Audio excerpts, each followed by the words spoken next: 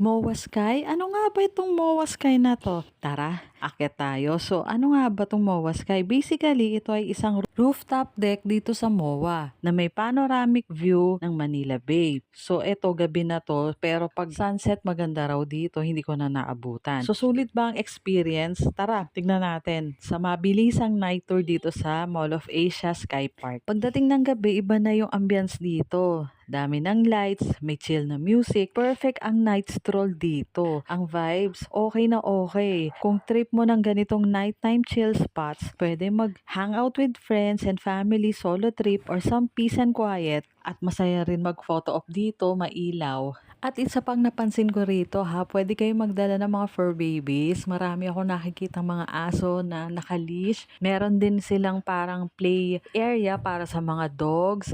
May poop and pee area din. At meron din ditong football field na isang world-class rooftop sports venue na perfect para sa training, matches at events. So since nag-iisa ako, hindi ko rin naikot to lahat.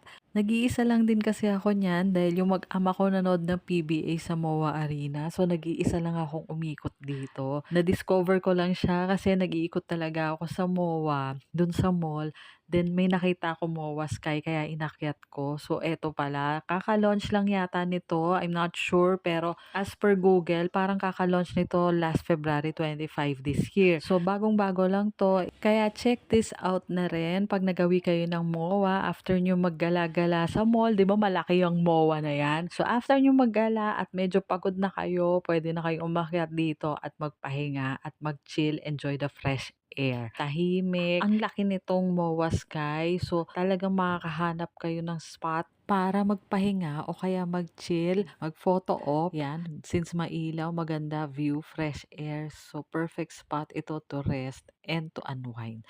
So, ayun lang. See you next time. Bye-bye!